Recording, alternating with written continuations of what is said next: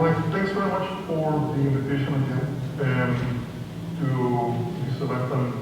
I'm delighted to be participating. I have to say a couple of things.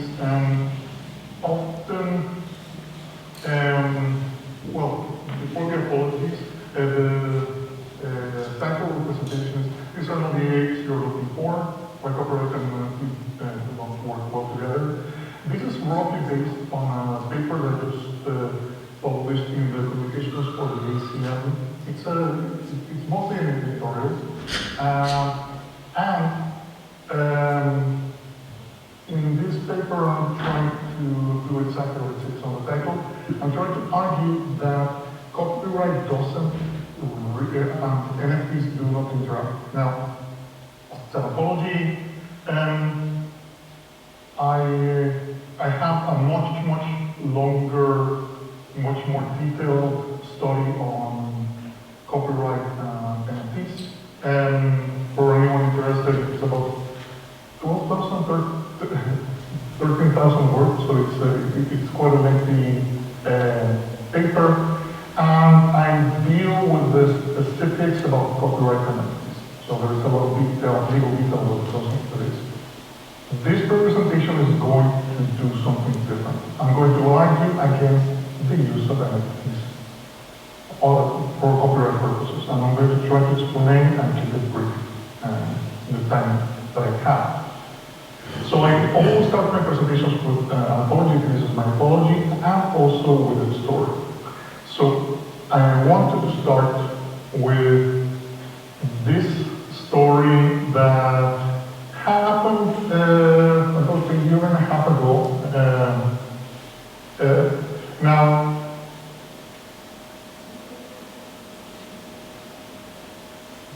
this as well.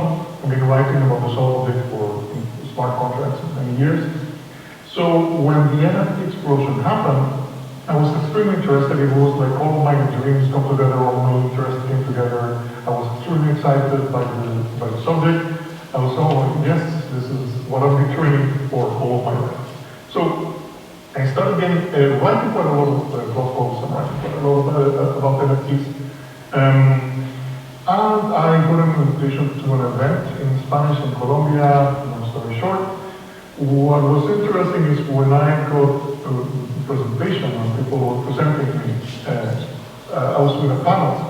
And they told me, okay, we have several developers of NFTs, and to go over some balance, a conservative guy. They offered me I was introduced sort of like the organizers, like as a contrast to all these bright young people. There was the old man yells at the clouds type of thing, that I was going to be here to criticize NFTs. So my role was to sort of the grumpy guy to contrast with all the bright young developers. I took that a little bit to heart. So I became very interested in trying the technology myself. So sold NFTs and bought NFTs, I created lots of NFTs, and I've mostly lost money. I stopped counting how much money I've lost. I think I've probably minted about 25 to 30 NFTs in total. I own about 10. I'm not entirely sure. I haven't really made any money. Now, why I want to have this lengthy introduction is because I want to come to this space as a friendly critic. I have been very interested in NFTs. I think that the technology has a lot of potential. It's not going to change the world, it's not going to change the media landscape, but it has very interesting implications. Now, so I am a friendly critic. I use the technology, I keep using it, I still use it, I have several tools. So with that out of the equation, I want to present you with a few problems that I feel, or some reasons why NFTs, particularly certain types of NFTs should not be concerned with copyright, and vice versa. Copyright shouldn't concern itself that much with NFTs. We shouldn't change the laws to accommodate NFTs. All right. The first one, I'm going to try to present three problems. I'll try to be very brief. I believe I have waste that. Fine. Okay, first problem. There is no copyright in the law of NFTs. And this is what I call the generative art problem, or it's shared by the law of NFTs. Now, this is a lot of projects, and I would say a non-negligible number of projects, of artworks, particularly profile pictures, EFPs, are procedurally generated. That usually means that you take some artwork,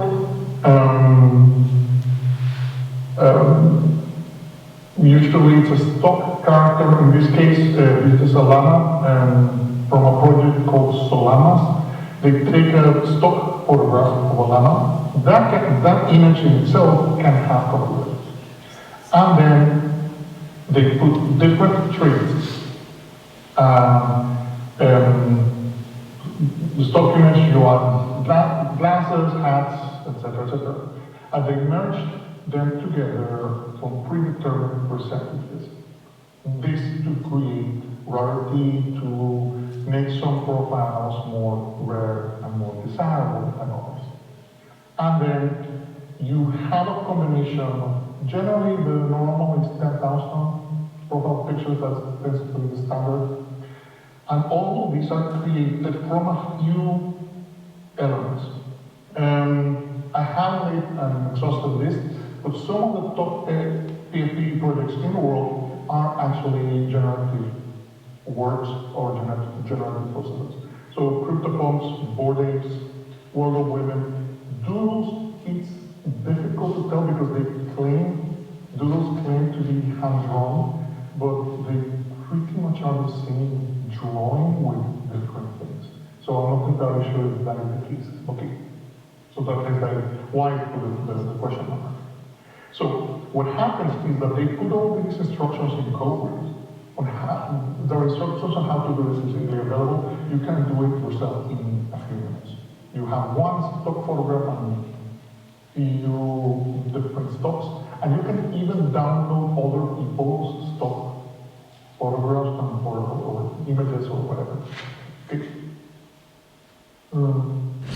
So this is the first problem, and it's quite a lot of big ticket projects that have this problem. Why is this an issue? Okay, this type of procedurally generated works may not be protected by copyright. Long story short, for most copyright works, human authorship is required. There is an originality requirement, but also human creation requirement. So generative works may not meet this threshold of protection. And this is the same problem that some artificial intelligence art has. So generally speaking, you need a human authorship, but also creativity, and something's churning out the same looking images 10,000 times. I don't think that it meets required standards of protection. Not every time. So I'm not saying that not all NFTs, the images underlying the NFT do not have copyright, but I think that a lot of them do not have copyright. I think that's actually something that is probably born by the practice, which I'll talk about that a little bit later. Okay. This is because internationally, machine-generated copyright is treated differently. There are different standards, there are different ways in which this is dealt with. So, there are different options for something that is machine-generated, artificial intelligence generated, procedurally generated, etc., etc. Those works could be in the public domain. This means that there is a copyright due to no originality, no creativity. And that is in the EU. So if those images are in the public domain, you can do whatever you want with them. You can go and download all of those board apes that you want in the world. Okay? That is the first. That is, I would say that's the standard in Europe. In all of Europe, except the UK, because of course we are not in Europe. And then we have no registration. That is in the US. Only human-generated works can be registered. You cannot enforce your copyright unless it's registered. So if there is no registration in the US, that is a problem. Also, in the UK, we have protection for computer-generated works, and that is for the programmer or the user. And then in Japan, there are sui generis rights. When we understand the sui generis rights, these are rights that are created specifically. There is a proposal in Japan, but it hasn't been implemented, and there is case law in China, so still it hasn't happened. So the first thing that we need to consider is maybe a lot of the images underlying the NFT do not have protection. The second problem, we could be facing, and one of the reasons why I think we shouldn't be using NFTs specifically for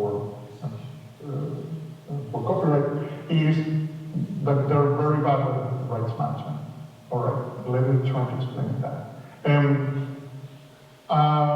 You may have read or heard about this story in media if you're familiar with NFTs. Is the cautionary tale of ape 8398, which was owned by Seth Green. Sorry, and there's a typo there. It's Seth. It's Seth Green. He purchased an 8398 in July 2021. I think, if I remember correctly, it was reported he bought it around $200,000, but don't quote me on that. So he started developing a series called White Horse Tavern. There is a very cringe-inducing YouTube video where you can watch what the series is going to be, and it sort of incorporates real people with NFTs, which is, I think, quite interesting. Okay, the ape was stolen, and he got phishing. He was subject to a phishing attack. This was bought by a user, or by the hand-on Twitter guys in 84, who initially refused to give it back. Eventually, the ape was returned around June of this year. The details are undisclosed, but there is a speculation that there was a payment that was made. All right. Why does it matter? Because Seth Green was making this series precisely based on the understanding that the ownership of the token, the ownership of the NFT, gave him right to create derivative works from this. So what happens if he doesn't have the NFT anymore? He doesn't have the rights. And it's right there in the terms and conditions of Yuga Labs, of the board apes that how they manage creative works. So if you're not going to rely on this, the idea is that you need to have or be in possession of the NFT at all times, or your property may be lost. So imagine if we bring this to its conclusions. Imagine if you're Marvel or Disney and you're creating a very expensive series based on an NFT that you purchased and it gets stolen. Do you stop production? Do you have to say, okay, bad luck everyone, let's go? It is really, really bad. So licenses and transferable copyright have written requirements for a reason. And the other problem that we have, and I'm going to to start speeding up of the running out of time soon. Terms of use and licenses are contradictory, often confusing. You're given sometimes personal use, but sometimes commercial use, and if you read the licenses, they're really badly crafted. Also, there is a study, the link is here, if anyone can look at it. Galaxy Brains made a survey of NFT licenses, and they found that there are lots of contradictions between the terms of service and the official communications. So, they did not say they're lying to users, but there was a lot of misrepresentation on what the terms of use say and the actual communications to users say. There's also lots of public misunderstanding. People do not know what they're buying when they're buying an NFT. There are also issues with the licenses. There are a growing number of industry licenses and there are a number of projects. For example, lots of projects are using CC0, Creative Commons 0, which is pretty much a dedication into the public domain. Very recently, Andrés Horowitz released the Candy Evo licenses.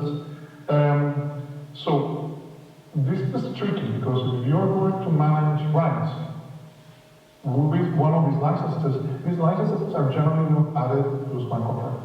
They are added as a comment in the listing in the marketplace.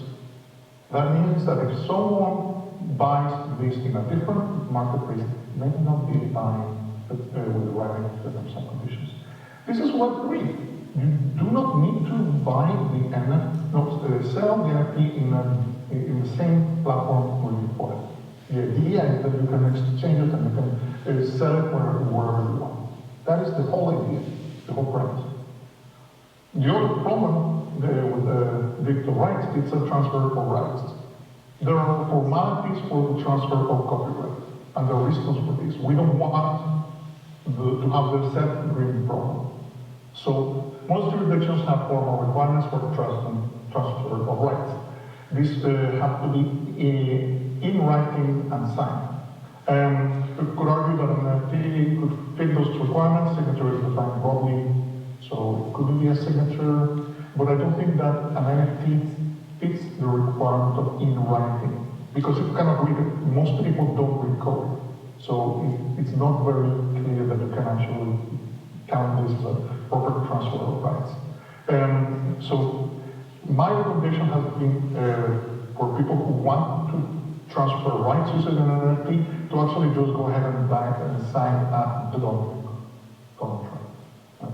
Just good old-fashioned written contract. And finally, the other problem is royalties. There is a discussion right now because you can use an NFT to transfer royalties. Usually, people put a 10% whenever someone resells a work. This is actually an advantage and is possibly a very good use of NFTs. However, they only work in the platform where you created the NFT. They're usually not written in the contract. There are very few examples where this is happening, where people actually write in the smart contract. There is an argument with the community because there are people who say, we want this, we want royalties encoded all the time. And some people say, no, we want to encourage resale and we don't want to be paying people all the time. The third, which is, I'll finish with that one very quickly. There are lots of myths surrounding NFTs, but generally speaking, NFTs, there's a myth that they protect the underlying asset, they don't. NFTs can transfer rights over the underlying asset, they don't. NFTs are linked cryptographically to the image, video, some, they're not. NFTs are mutable, maybe, and NFTs are decentralized, again, maybe. One of the examples that these things are really bad for litigation, we have an example right now. It's a very high-level case that is ongoing right now in the United States, is Yuga Labs versus Riley Lewis. So Riley Lewis is a conceptual artist, and he has been very vocal against board apes that club. He claims that they are racist, that there are lots of racist tropes that are hidden in the apes and in the literature surrounding it. So he launched his own version of the BAYC called RBAYC, and they're identical. So obviously, Yuga Labs, the creators of Board Apes Cat Club, sued, but they sued not for copyright infringement, they sued for false explanation of origin, false advertising, cyber squatting, trademark infringement, unfair competition, unjust enrichment, conversion, and tortious interference. Ryder Reeves has already answered this request, and he said that it's freedom of speech and his that's appropriation fine. Okay. Here is the question: why no copyright? This is the most high-profile case on NFTs, and this is going to go all the way. I think the parties hate each other. So there is a lot of animosity. This is actually going to go all the way. So why not use your stronger argument, which will be copyright infringement? Because I think that maybe the lawyers for Yuga Labs may suspect the same thing that I do, and it's that the works do not have copyright. And therefore, to prove this, I looked for Board Apes Cat Club in the US Copyright Office. In the US, as I mentioned, you need to register your works. There are only 12 Board Apes of the 10,000 that are registered, and none of them was registered by Yuga Labs. They were all registered by users. So Yuga Labs may not want to test the copyright case in court. All right. To conclude, there are lots of interesting copyright questions, and if you're interested in copyright nerd stuff, I would encourage you to read my longer article on this. I think that it's an interesting space. I think that there are lots of uses potentially for NFTs. I think that the community element, DAOs, and all sorts of things that can be done with NFTs are interesting. But I don't think that we should be thinking about them for transfer of copyright, for management of copyright, for management of rights, and that a lot of projects could have a copyright problem because they are not protected by copyright. So concluding this, that I've been actually more interested recently on artificial intelligence copyright than the actual NFTs. So thanks very much. I think I just made it into 20 minutes. Just a bit also. Thanks.